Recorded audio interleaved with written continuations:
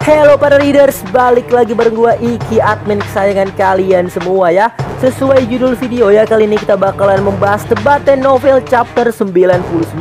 Lanjut sampai chapter 103 ya. Chapter ini akan menceritakan Arthur yang ditahan oleh Dewan di penjara kastil karena telah melakukan pelanggaran. Namun di balik hukuman yang diterima Arthur, ternyata ada dalang yang sudah merencanakan hal ini. Dan ironisnya dalang tersebut adalah salah satu anggota dari Dewan itu sendiri coy. Oke lah, daripada kalian penasaran, langsung aja kalian seduh kopi, pasang handsfree, dan seperti biasa ya teman-teman ya, selamat menonton.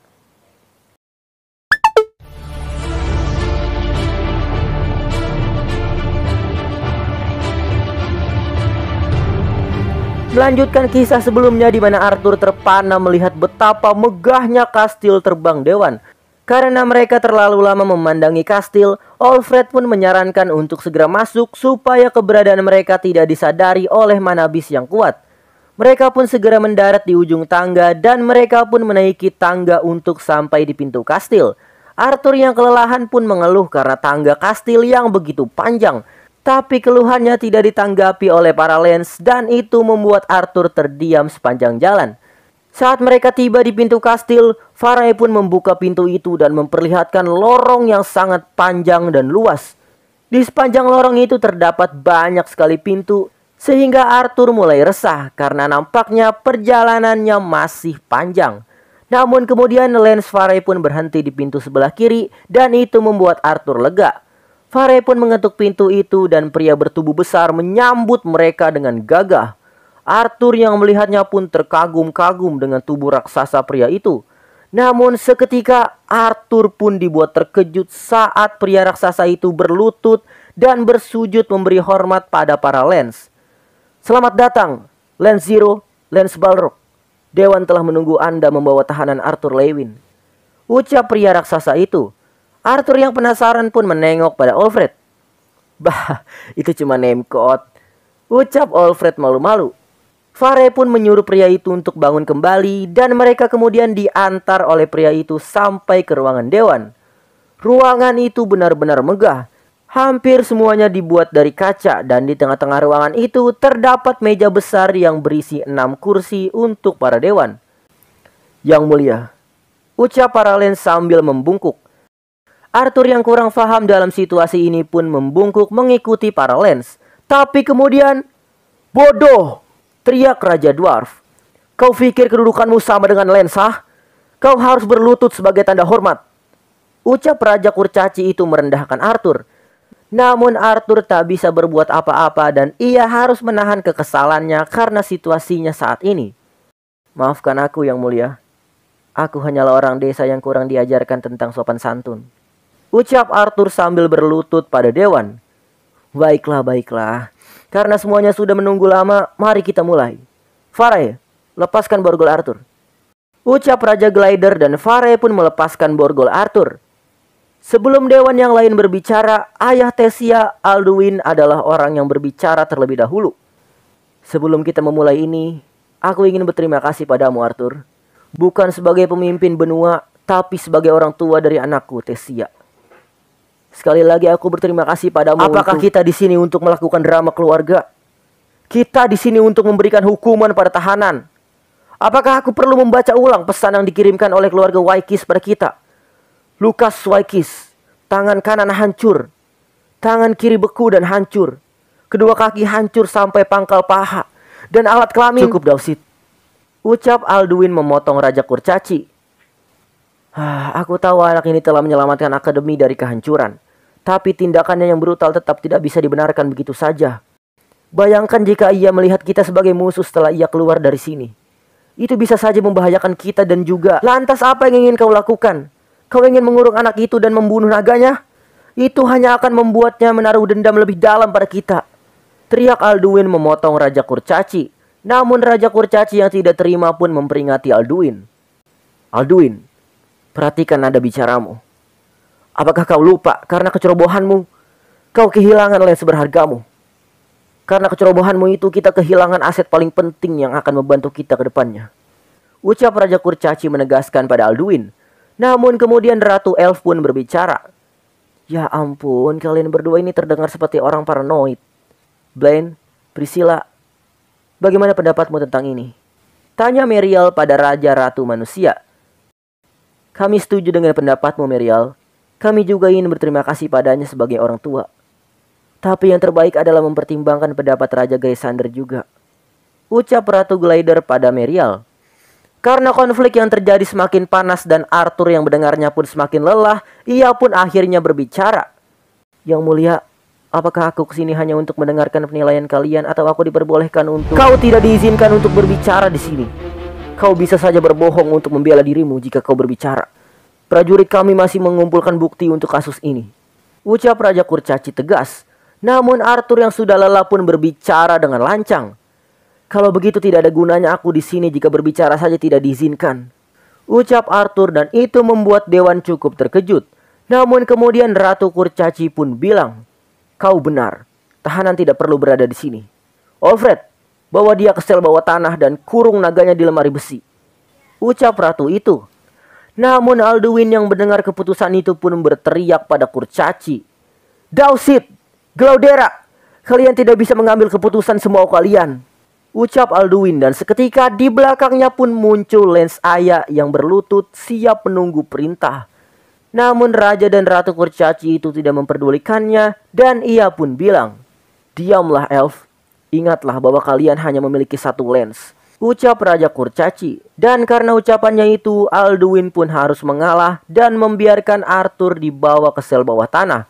Sebelum Arthur dibawa, Alduin menatap Arthur dan memberikan anggukan tegas untuk mengisyaratkan, tenanglah nak, aku akan membelamu. Setelah itu Arthur pun dibawa oleh Alfred keluar dari ruangan dewan. Mereka berdua pun turun ke bawah tanah di mana sel tahanan berada. Sel ini adalah sel untuk para tawanan perang dan para pengkhianat. Namun Arthur tidak ditempatkan di sini. Ia dibawa oleh Alfred ke ruangan paling ujung di mana cahaya tidak mampu menerangi ruangan itu. Baiklah nak, ini adalah selmu. Nagamu akan kami tempatkan di sel yang berbeda. Ucap Alfred dan ia pun memasukkan Arthur ke dalam sel dan mengunci pintu sel tersebut. Duh, dia harusnya memperlakukanku dengan baik. Ucap Arthur mengeluh. Namun kemudian ia pun dikejutkan dengan suara familiar yang membalasnya. Ya ampun, tidak kusangka kita akan bertemu seperti ini. Ucap suara itu. Apa? Tidak mungkin. Direktur Good Sky. Ucap Arthur terbata-bata. Direktur? Gelar itu sudah dilucuti dariku. Ucap Good Sky dengan suara lemah. Aku tidak mengerti. Kenapa kau dilucuti? Kenapa kau bisa di sini? Kau akan mengetahuinya nanti. Tapi yang terpenting, bagaimana kau bisa berada di sini? Dengan kemampuanmu kau seharusnya cukup untuk setidaknya melarikan diri. Tanya Good Sky pada Arthur. Kemudian Arthur pun menjelaskan pada Good Sky kronologi terjadinya penyerangan di Sirius sampai ia berakhir ditahan oleh para Lance. Dari ekspresinya Good Sky benar-benar terkejut mendengar cerita dari Arthur. Tidak kusangka mereka akan melakukannya secepat ini. Ucap Good Sky dan itu pun membuat Arthur cukup bingung. Apa maksudmu? Apakah kau kenal mereka? Apakah kau sudah tahu ini akan terjadi? Tanya Arthur benar-benar ingin tahu. Namun Good Sky tidak dapat menjawab pertanyaannya. Aku tahu tentang mereka nak. Hanya saja aku diikat oleh kekuatan tidak masuk akal yang akan langsung membunuhku jika aku mengatakan kebenarannya. Ucap Good Sky lemah. Arthur yang mendengarnya pun dibuat terdiam sejenak. Jadi alasanmu bisa di sini karena ya, aku dijadikan kambing hitam oleh Dewan. Mereka mencari alasan yang nyaman dengan menyalahkanku atas insiden yang baru-baru ini terjadi. Ucap Good Sky pada Arthur. Aku tak bisa melakukan apa-apa nak. Tapi yang ku tahu, kau pasti lelah setelah perjalanan panjang ini kan? Beristirahatlah sebentar. Ucap Good Sky menyarankan. Ya sepertinya kau benar. Ucap Arthur dan mereka berdua pun beristirahat sejenak sambil merenungi nasib mereka di penjara. Kemudian kita akan pindah ke sudut pandang Raja Glider dan Raja Kurcaci saat mereka sedang berdua. Apa-apaan ini Glider? Kupikir kita sudah sepakat. Ucap Raja Kurcaci sambil membanting pintu. Iya, aku tahu itu Dausit. Aku paham kesepakatan itu. Tapi aku tidak bisa membantumu saat kau melemparkan tuduhan tidak rasional pada anak yang telah menyelamatkan seluruh generasi masa depan. Ucap Glider. Hei, kau dan aku tahu apa yang akan terjadi pada benua ini ke depannya. Tidak akan ada masa depan jika kita membiarkan anak itu. Kita harus menyerahkan anak itu pada orang itu. Ucap Raja Kurcaci yang sepertinya telah merencanakan sesuatu untuk Arthur. Aku tahu itu, Dausid. Tapi apakah kau sadar? Tindakan kita ini adalah mengkhianati rakyat kita sendiri. Ucap Raja Glider tegas. Untuk apa kau peduli tentang itu jika benua ini saja sudah menuju ke arah kehancuran? Ucap Raja Kurcaci. Tawaran yang diberikan orang itu cukup bagus, bukan? Ia akan membawamu dan keluargamu ke kedudukan yang lebih tinggi. Kita akan bahagia jika kita bersama dengannya. Ucap Raja Kurcaci. Aku tidak sepertimu, Dausid. Aku bukanlah orang yang akan meninggalkan sesama rasku untuk bertahan hidup. Tapi cintaku untuk istri dan anak-anakku lebih besar dari cintaku pada rakyatku sendiri. Ucap Raja Glider, dan itu pun membuat Raja Kurcaci tersenyum kecil. Percayalah, aku akan membantumu. Ucap Glider pada Raja Kurcaci. Dan kemudian kita akan kembali pada Arthur yang baru terbangun dari tidurnya. Ia kemudian menatap sekitar dan melihat dirinya masih di dalam penjara. Tapi kemudian, hei yang di sana, terdengar suara wanita yang entah berada di mana. Dan saat Arthur melihat ke pintu sel, ia pun melihat wanita dengan jubah berdiri di sana. Arthur pun terkejut karena ia yakin sebelumnya tidak ada orang di sana. Namun Arthur tahu persis itu adalah salah satu Lance Elf Alduin, Lance Aya. Raja Elf ingin memberitahumu sesuatu. Ucap Lance Aya sambil memberikan kertas pada Arthur. Arthur pun mengambil kertas itu dan membacanya.